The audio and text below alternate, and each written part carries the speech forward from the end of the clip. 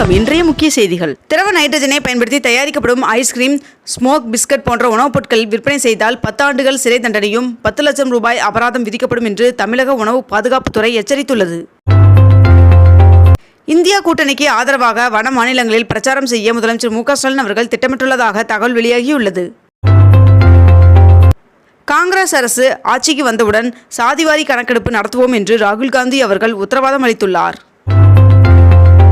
அஸ்ஸாம், பீகார், சத்தீஸ்கர் உட்பட மேற்கண்ட இந்த 13 மாநிலங்களில் மக்களவை 2ஆம் கட்ட தேர்தலுக்கான வாக்குப்பதிவு ஏப்ரல் 26ஆம் தேதி நடைபெற உள்ளது.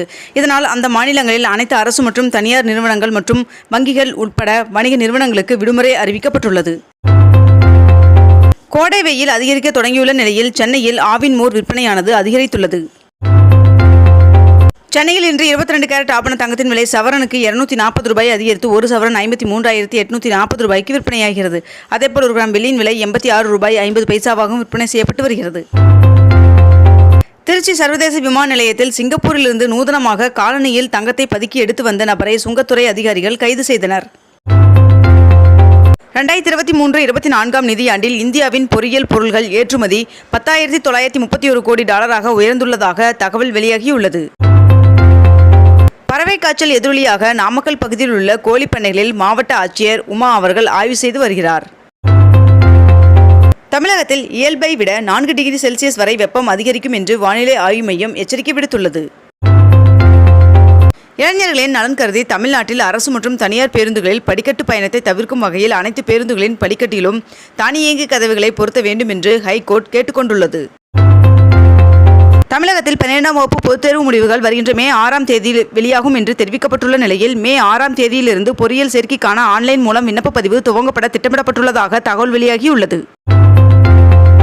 உலக புத்தக தினத்தை முன்னிட்டு புத்தகங்களை வாசியுங்கள் மற்றும் நேசியுங்கள் என்று முதலமைச்சர் மு க ஸ்டாலின் அவர்கள் தெரிவித்துள்ளார்.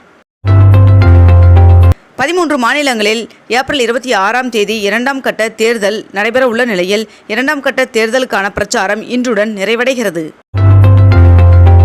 தமிழ்நாட்டில் 1 முதல் 9ஆம் வகுப்பு வரை படிக்கும் மாணவர்களுக்கு இன்று முதல் கோடை விடுமுறை அறிவிக்கப்பட்டுள்ளது. தென்னிந்திய நடிகர் சங்கத்தின் புதிய கட்டிடத்திற்காக நடிகர் சிவகார்த்திகேயன் அவர்கள் வைப்பு நிதியாக 50 லட்சத்திற்கான காசோலையை வழங்கினார்.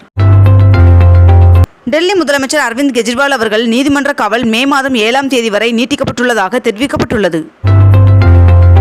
தமிழ்நாடு முழுவதும் 24 நாட்கள் 8,465 கிலோமீட்டர் பயணித்து 1,24 லட்சம் பொதுமக்களை நேரடியாக சந்தித்து அமைச்சர் உதயநிதி ஸ்டாலின் அவர்கள் தேர்தல் பிரச்சாரம் மேற்கொண்டதாக திமுக அறிக்கை வெளியிட்டுள்ளது.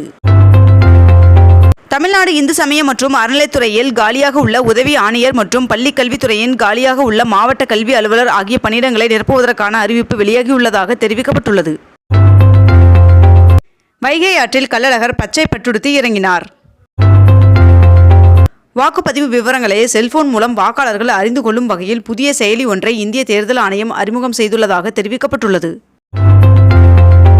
தமிழகத்தில் சென்னை, காஞ்சிபுரம், திருவள்ளூர், தூத்துக்குடி, நெல்லை, குமரி உள்ளிட்ட மாவட்டங்களில் புதிய ரேஷன் கார்டுகளுக்கு விண்ணப்பித்த 45,509 பேருக்கு விரைவில் ரேஷன் கார்டு வழங்கப்பட உள்ளதாக தெரிவிக்கப்பட்டுள்ளது. இனி PhD படிக்க 4 ஆண்டு கால இளங்கலை பட்டம் பெற்றால் போதும் என்று பல்கலைக்கழக மானியக்குழு தலைவர் ஜெகதீஷ் குமார் அவர்கள் அறிவித்துள்ளார்.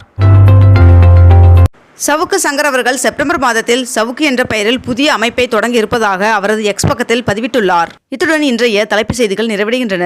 மேலும் இதுபோன்ற அண்மை தகவல்களை உடனுக்குடன் தெரிந்து கொள்ள அக்னிபூ சேனலை சப்ஸ்கிரைப் செய்து கொண்டு தொடர்ந்து இணைந்திருங்கள். நன்றி, வணக்கம்.